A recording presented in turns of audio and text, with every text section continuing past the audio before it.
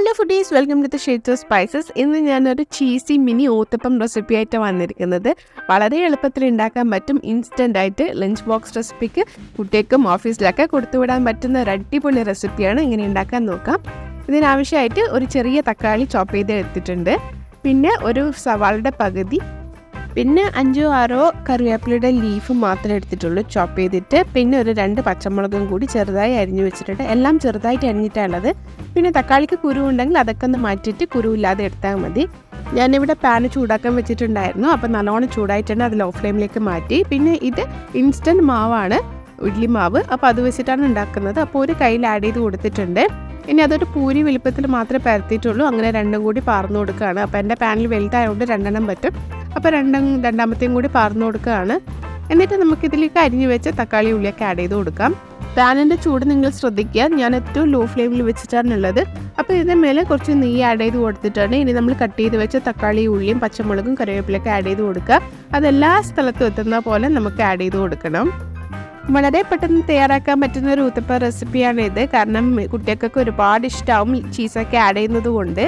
പിന്നെ സ്കൂൾസിലും പിന്നെ ഓഫീസിലൊക്കെ കൊടുത്തു വിടാൻ പറ്റുന്ന ഒരു റെസിപ്പിയാണ്. വളരെയധികം സോഫ്റ്റായിട്ട് തന്നെ ഇരിക്കും. ഇനി ചീസ് ഇഷ്ടമല്ലാതെ അവർ ചീസ് ഒഴിവാക്കിയിട്ട് ആഡ് ചെയ്ത് കൊടുത്താലും മതിയാകും.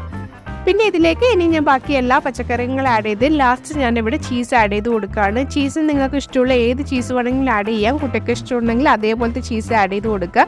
ഞാനിവിടെ മൊസറല്ല ചീസാണ് ആഡ് ചെയ്തത്. എന്നിട്ട് തിരിച്ചിട്ടിട്ടുണ്ട്. ഇനി അതിൻ്റെ മേലെ കുറച്ച് നെയ്യും കൂടി ആഡ് ചെയ്തിട്ട് പിന്നെ ഒരു 30 സെക്കൻഡ് വെച്ചിട്ട് പിന്നെയും തിരിച്ചിടുകയാണ്. അങ്ങനെ 2 പ്രാവശ്യം തിരിച്ചും മറിച്ചു വിട്ടിട്ട് ഞാനിത് കുക്ക് ചെയ്തെടുക്കുകയാണ്.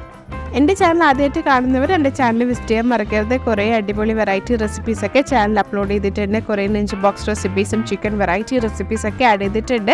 അപ്പോൾ ഒന്ന് കണ്ടു നോക്കുക. ഇഷ്ടമായിട്ടെങ്കിൽ like, share, subscribe button press ചെയ്യുക. റെസിപ്പീസ് ട്രൈ ഔട്ട് ചെയ്തിട്ടുണ്ടെങ്കിൽ അത് കമൻറ്റ് സെക്ഷനിൽ നിങ്ങളുടെ ഫീഡ്ബാക്ക് അറിയിക്കുക. ഓക്കെ, അപ്പോൾ ബാക്ക് ടു റെസിപ്പി. അപ്പം ഞാനിത് തിരിച്ചും മറിച്ച് വിട്ടിട്ടൊന്ന് കുക്ക് ചെയ്തെടുത്തിട്ടുണ്ട്. ഇനി നമുക്കിത് പ്ലേറ്റിലേക്ക് മാറ്റാം.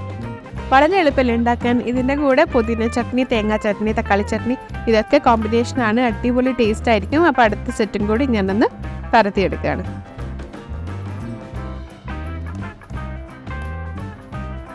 എൻ്റെ മോൾക്ക് ഇങ്ങനെ ഉള്ളിയും തക്കാളിയൊക്കെ വായിൽ വരുമ്പോൾ അത് കഴിക്കുന്നത് തീരെ ഇഷ്ടമല്ല. അപ്പം അത് ഉള്ളി തീരെ ഇഷ്ടമല്ല അവൾക്ക്.